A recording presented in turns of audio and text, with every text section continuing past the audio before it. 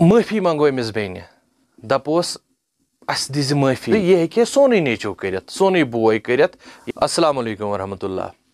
हाल हाल श्रीनगरस मज अतुर आव पेश तो तम ब्रोह युथ अतुर गोमुत शुपियनस मज अम सत प्रथ अकिस जीहिस इंसानस ठेस वचम तो तम सुंद रूह कांपने आमुत।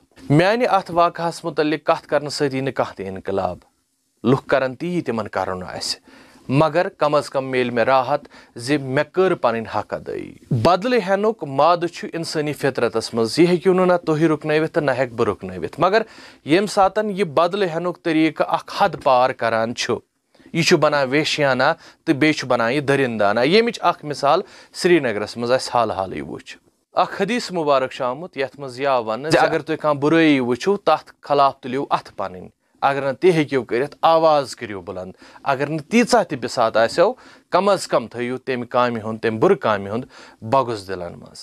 यह वाक़ा इन्वेस्टिगेट करनिच काम सान लॉ एनफोर्समेंट एजेंसीजन हज। यह अतुर करन वलिस मेल सजा 7 वरी 10 वरी 20 वरी मगर यमिस बिचार सत पेश आव तमिस ना यह जिंदगी भर यह सजा पेतरुन न सिर्फ तमिस बल्कि तम सिंदन वालिदैन यम त सात तम सिंद वालिदैन अमिस बची कुन वुछन तिम मरन ना तम सात। अस पज यह सोचुन जी यह हेके सानि कोर सत सानि माज बेन सत पेश यत बल्कि यह त पज अस सोचुन जी यह हेके सोन नेचो कर सोन बोय कर।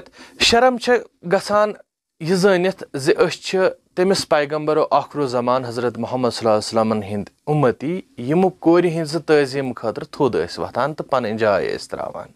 यह सन बेन वनकस अख जिंद लाश तो सारी लाचार बे बेबस करित क्या हेको मगर माफी मंगो अमिस बेन दपोस अस दिज माफी सनिस समाजस दिज माफी सनिस मालिस माज शायद मशिद गोमुत जे तरबियत तह कसान चीज आसान यह तरबियत कित कनत पज कर यह शायद सनिस समाजस मशिद गोमुत। वनक किस यथ वक्तस मज छन अस त जानवारन कहीं त फर्क सिर्फ अक फर्क हेकान बूलित बाकी पन बच्चे बड़रावान तिम पालान पोसान पत तिम आजाद त्रावान इमन जानवरन हिंद पठ। अस पज समझुन जे अख तुथ समाज तैयार गसान इस वारिया वुल्ट तो अत वुल्ट समाजस मज सारी खत बोड़ चैलेंज अस तरबियतुक।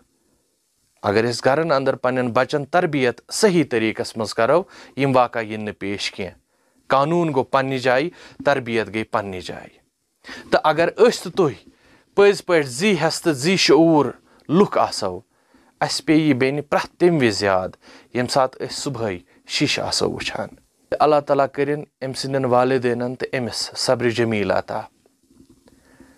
यह मुसीबत Amish one चालुन as a society कत तुहस क्या अत पे राय तुम हेक्यू बोन कनित लिखित मे यह वन मे वोन तह।